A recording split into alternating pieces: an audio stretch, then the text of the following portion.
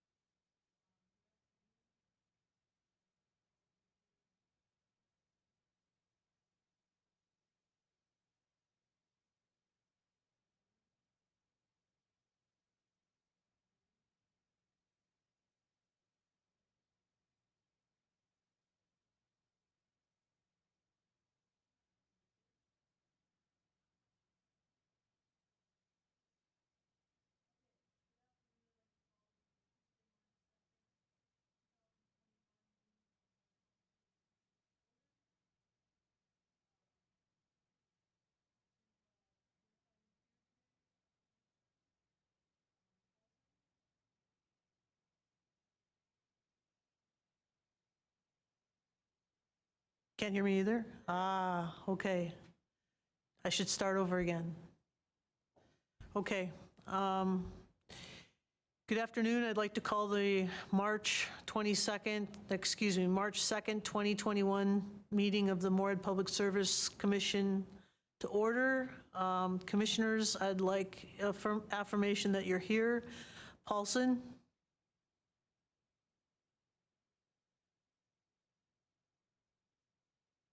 Durand? Here. McDougall? Daly is not coming here today. She's got a previous commitment. Thompson here. Paulson, are you here? I think Joel will be joining us shortly. I'd entertain a motion to approve the agenda. Moved.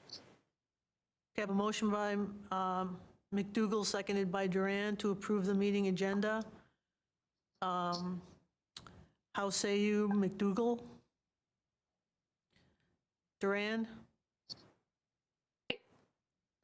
Paulson? Thompson? Aye. Okay, the agenda has been approved. Now I need a motion to approve the consent agenda. So moved.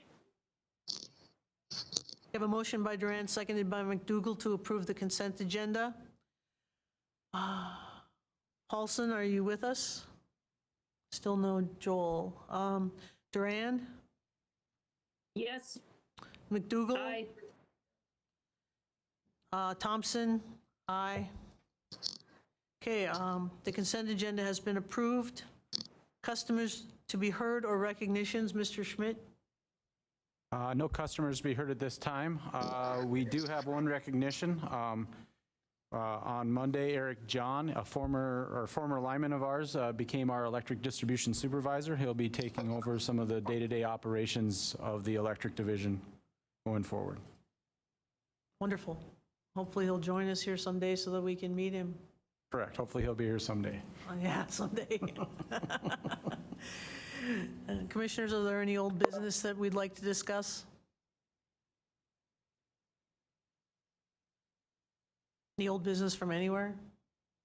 Seeing none, moving on to reports. City Council, Mr. Hendrickson. Thank you, Madam Chair. Not much to report from the council meeting last. I guess the big item was we discussed the process for filling that vacant Ward 2 seat that was left by Mayor Shelley Carlson, which is appointed mayor. So that was the big topic of that night. So we're in the process of figuring out that process. I didn't mean to use a double. Anyways, but we're looking to fill it quite quickly. So within the next month. So, and that's all I have. Thank you. Thank you. Anything from the Public Service Commission? Commissioners? Okay, moving on to the General Manager's report. Mr. Schmidt. Sure, just last meeting we provided an update. It was a brief update at that point in time because of the date and time of what was going on February 15th, we were having to do rolling blackouts, and in the general manager's report, I provided a lengthy update, kind of a situational update of what was going on, how it happened, along with some FAQ or frequently asked questions that Missouri River staff provided to all their members, kind of explaining the Southwest Power Pool energy emergency alert that was occurring over that week of the cold weather spell in the central United States. A lot of good information in there. Again, big concern during that day was the lack of communication that occurred both from SPP and from MPS. Again, we only had about 30 minutes to provide or to get things notified and out to the public. Again, we apologized for the inconvenience it caused because of the lack of communication. We did, over the next few days, we're able to provide additional information and graphics on where the rolling blackouts could occur if they needed to occur again. We also were able to get access to the Cast Clay alert system as well. So if we needed to push something out rather quickly, we had that ability as well too. Again, we're going to continue to work on some of those things going forward, making sure that any type of instance that would require a quicker notification than what we were able to provide can get out sooner using that Cascade alert system. Really, the big thing on this is that later in the week, the North American Electric Reliability Corporation and Federal Energy Regulatory Commission both consecutively decided to do a joint inquiry into the operations of the electric grid during that cold weather spell that happened from Texas through the central United States. Hopefully, again, that'll bring to light some concerns going forward, so that more communication goes out sooner rather than later to the utilities, so that they can get the information to their customers. Again, a lot of good information in the general manager's report, so if you got any questions, I can answer some of those at this point in time. Anybody have any questions for Mr. Schmidt?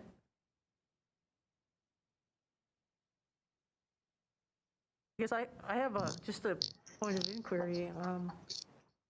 I'm not sure how we were so impacted way up here, so if you could sort of just talk about that briefly? Sure. So, probably about 5 years ago, Western Area Power Administration joined the Southwest Power Pool as a system operator.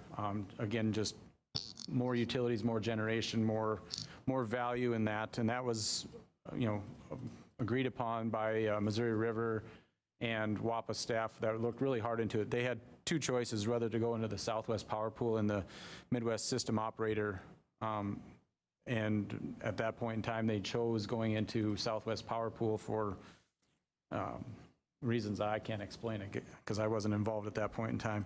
And so what happens is there's, if you look at it from a Fargo-Moorhead perspective, Fargo was not impacted by that. A majority of the utilities in Fargo are tied to the MISO system. And so when it comes to emergencies and generation and transmission, they look at it based on which system operator you're connected to. And since we're connected to the Southwest Power Pool, that's how it impacted us up here in Minnesota, where Fargo wasn't, because they're tied to the MISO network. In different situations, Fargo could have been impacted as well too if it was more of an area issue and not a regional issue. If we've got like a low voltage or an under frequency thing going on, those things would have caused Fargo to have similar issues. So. Thanks. Only other thing on the a couple other things on the general manager's report. I've got the latest updates on the legislative items going on through Missouri River and Minnesota Municipal Utility Association. There was a legislative rally through MMUA. They've got a really good update on the rally included in the capital letter. Really the big points on that one, continued work on reducing the greenhouse gas emissions. One thing to note, the energy sector has reduced their greenhouse gas emissions in Minnesota by about 29%, where other industries, transportation, commercial, industrial, those are staying stable or seeing some upward movement. So again, there's some continued work on how to get those greenhouse gas emissions down from the other industries as well too. Again, there's a federal and a state push for more electric vehicles, both in Minnesota and nationwide. And so those are going to be continued topics legislatively that continue to get pushed as well too. Again, working on clean energy. Again, a lot of that ties to these rolling blackouts that we had. Again, they're important for clean energy, but at the same time, we got to make sure everything is reliable and affordable as well too. So working on those items as well. Other minor update, I shouldn't say minor, it's usually a major update in Moorhead. Flood update, again, we had a brief update last Thursday. Sounds like the numbers are looking similar to 2 weeks ago when I kind of provided a verbal update at that point in time. Roughly 50% chance of hitting 25 feet. Typically, it's got to get above 60 feet or right around that, or excuse me, not 60, 26 feet for any type of street closures or anything like that to occur. So staying steady, again, it'll all depend on the final part of the winter, seeing how much more snow we get, but conditions are good for a minor to non-event this year. Like non-events. Too. Any questions for Mr. Schmidt? Madam Chair, it's Chuck. Go ahead, Chuck. Thank you very much. Just wanted to congratulate you, Travis, on that press release you released on Friday, I think it was the 26th, about people's rates. I got quite a few emails about people worried about their rates, and we heard about the rates down in Texas, however, they're going to be significantly higher. So I appreciate that email and explained everything to a T. So thank you for that. Yeah, it's a good point you bring up. I mean, there's a lot of risk strategies that Missouri River does as a group for the members in minimizing those chances of rate increases. About a decade or so ago, there was some mid-year rate increases that Moorhead had to as well absorb and had to do mid-year rate increases as well because of icing and transmission lines falling over due to a storm event that happened in the Nebraska-Kansas area. And Missouri River has done a lot to try to avoid those. And again, we had all of our generation operating, member generation was operating as well too. So I think from my understanding, I think they had whatever the needs of the members were, they doubled that in what they were generating out into the system to provide to other utilities that needed help, as well as the SPP system. So that was good. Again, we're not going to expect to see any rate increases just through those risk management strategies through Missouri River Energy Services. So it's a good thing. Again, you could see your rate increases go up, or you could see rate increases on your natural gas side. Again, that's not something Moorhead Public Service deals with, but it still could hit the area a little bit, but it's going to be less with the electric rates. Thank you, sir. Any other questions for Mr. Schmidt?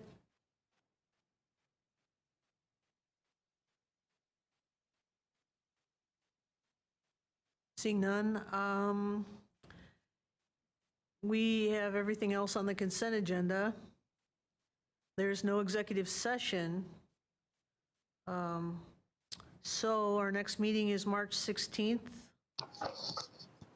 And I entertain a motion to adjourn. So moved. Second. Okay, all in favor? Aye. Aye. See you on the 16th. Have a good night. Bye-bye. Thank you. Thank you.